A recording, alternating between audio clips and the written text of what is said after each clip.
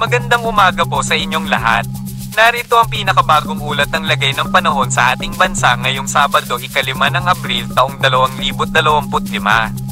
Patuloy tayong apektado ng iba't ibang weather system. Luzon. Inaasahang magiging maaliwalas ang panahon sa karamihan ng Luzon. Posibleng maulap na kalangitan at localized thunderstorms sa mga lugar ng Baler, Daet, San Andres, Pinamalayan, Caramoan, Legazpi, at Mobo, lalo na sa hapon at gabi. Ang amihan ay nagdadala ng malamig na hangin na siyang dahilan ng shear line. Visayas, magiging maaliwalas ang panahon sa umaga. Posibleng maulap na kalangitan at thunderstorms sa hapon at gabi sa mga lugar ng Rojas City, Cebu City, at Catbalogan.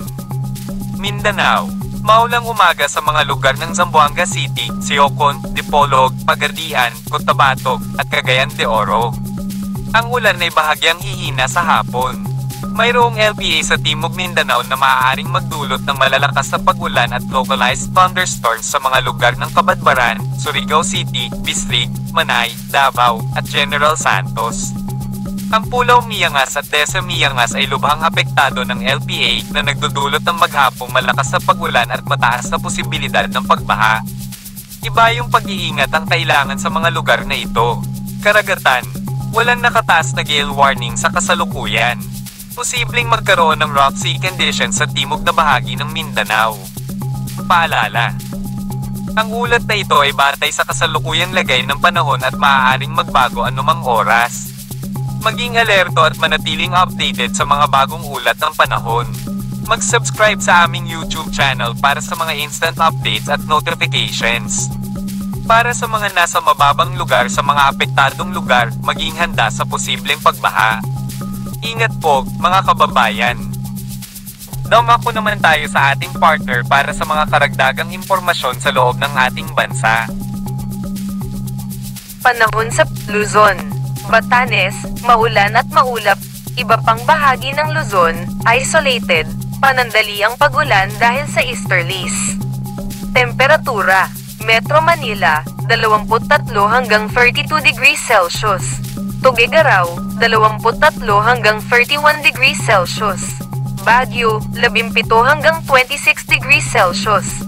Tagaytay, 24 hanggang 31 degrees Celsius. Legazpi, 26 hanggang 31 degrees Celsius. Visayas, bahagyang maulap hanggang maulap. May posibilidad ng isolated thunderstorms sa hapon, gabi. Temperatura, Cebu, 25 hanggang 32 degrees Celsius.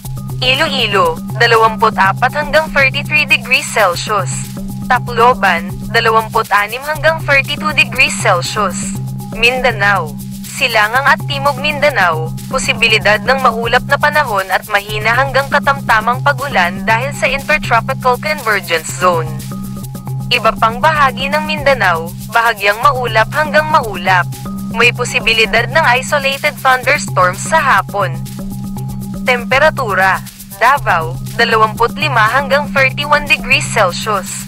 Cagayan de Oro, 24 hanggang 32 degrees Celsius. Zamboanga City, 25 hanggang 33 degrees Celsius. Kondisyon ng karagatan, mahina hanggang katamtamang alon sa Hilagang Luzon. Pinapayuhan ng mga mangingisda na mag-ingat. Metro Manila, magandang panahon, mainit dahil sa easterlies. Temperatura, 24 hanggang 33 degrees Celsius. Paglubog at pagsikat ng araw. Paglubog ng araw ngayon, 6:09 p.m. Pagsikat ng araw bukas, 5:49 a.m. Tandaan, ang lagay ng panahon ay maaaring magbago.